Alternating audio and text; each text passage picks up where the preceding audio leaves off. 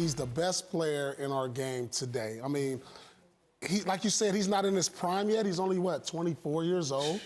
I mean, when do you hit your prime if you're not your prime yet? And then when he hits his prime, I'm really going to be scared then because he's already about to start racking up MVPs. He's going to get this year. He got last year. So when do you hit your prime? Or some people hit it earlier than others, and some have longer primes than others? And also the attitude, Jay Williams. They played the Clippers twice this year, one in LA without Paul George. They won. When the Clippers came to Milwaukee, they got waxed. Okay, they was beating the Lakers double digits, and Giannis got in foul trouble. That's why they came back. So this guy has a level of... Giannis. Me too. The new Superman. You just said you're the second best player in the league. I did that, but... So who's the best player in the league? Hold on. You asked another question. You said who's the second best player in the conference. That's another question than what I'm talking about. I said who's the best player in the Eastern Conference. Yeah. But you just said Kawhi was the best player, second best player in the world. NBA. I did that, but he So asked who's a different first? question. Who's the best player in the NBA? I don't know. Right now, the name Pippen is trending on Twitter, and let me show you why. Because following this game last night, our Richard Jefferson, who will be live with us in an hour, tweeted, Giannis might be a Pippen. There, I said it. He needs his Jordan. It should be pointed out, Scottie Pippen is one of the greatest players that ever lived and has 6 championship rings. So it isn't an insult, but we all understand what it means, that maybe Giannis isn't ready to be the #1 guy on a championship team. Again, the word Pippen is trending right now. David Fisdale, do you agree with Richard Jefferson? I see where he's coming from with it, but I do think that Giannis is too young to make that determination. I think, has Giannis had his own Pippen on that team to see if he could carry that team past where they've been? I don't know if Chris Middleton has consistently lived up to that reputation. So I think it's yet to be seen.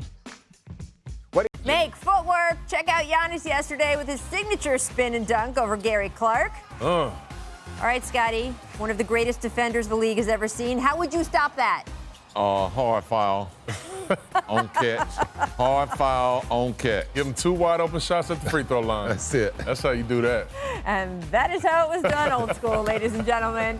Miss, there's nothing more to say. LeBron, that second quarter, Milwaukee scored 40-plus. You held them down pretty much on the other 3 out. What do you think the difference was there, and how did that affect the game? We let them get to the three-point line a lot. They made a lot of threes in that second quarter. We had some really good deflections, but we couldn't come up with the loose ball, and they was able to capitalize off of that. So, you take away the second quarter, we played an exceptional game, especially being at the end of a road trip. But it's a really good team, well coached. They play exceptional basketball. And, that second quarter, pretty much got us. What did you see from AD in that second half? I don't think he went to the bench. You guys were kind of riding him there. Playing on the ankle that he's playing on, just a gutsy performance. Able to get to the... No, all he did was state what everybody already knew. He just stating the obvious. Well, one person. No. Don't do that, Skip. And it's true. He's the best player. And the MVP doesn't necessarily go to the best player. The majority of the time it goes to the team that has the best record, the best player on that team. That's normally how it goes. Giannis had the best record last 2 years. He's the best player on the team. It went to him. I want to ask you about LeBron, because you went on Twitter and you called him, it's true, it's what he's already said.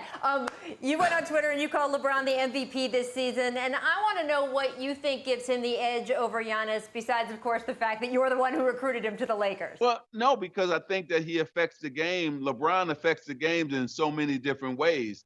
And this year, he's almost averaging a triple-double. And when you think about the way he's played defense, and then last but not least, the way he's been an incredible leader. He has really brought those guys together and kept them going. And LeBron himself also is on a mission, right? He wants to show people that he can go from Cleveland to the Lakers and win a championship, and especially with all the history that the Lakers have. So I think LeBron has played unbelievable this season and really took AD's game, Anthony Davis's game, to a whole nother level. So I'm really impressed with LeBron.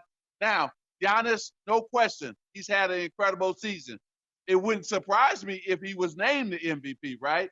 But LeBron James, in my mind, has definitely won the MVP in my mind. Mac, I know you got a different opinion. I do. Just flip-flop that. I got to go with Giannis. I mean, I just think, you know, from the first game, this kid has been on a mission. He arguably can be the defensive player of the year this year, so he's playing both ends. I can't take anything from what LeBron James is doing in his 17th career, which is incredible to put up the numbers. But we can't forget, he's also playing with a first-team All-NBA in Anthony Davis. I mean, it's not like, you know, his situation where he was in Cleveland. He was playing with an All-Star and Kyrie and Kevin Love. This guy's playing with Anthony freaking Davis, one of the most talented guys in our league, and some great role players that they have. But I just got to go with Giannis, man. Just the things that he's doing on the basketball court in terms of his leadership, putting up big numbers. He's rebounding the ball, he's assisting the ball, and he's playing great defense. So, I mean, he's definitely made a strong case. Guys, I think you guys are both right. I think we were both left stalled with what both of these guys were doing this season from a team standpoint. Obviously, Giannis trying to get his team back to the Eastern Conference Finals, hopefully to play in the NBA Finals. But, you know, the work that LeBron has put out there over the years, what he's been able to do from team to team, and his longevity, that to me says a lot. Being a guy that played 17 years in this league and was hanging on my last leg at that time, pretty much.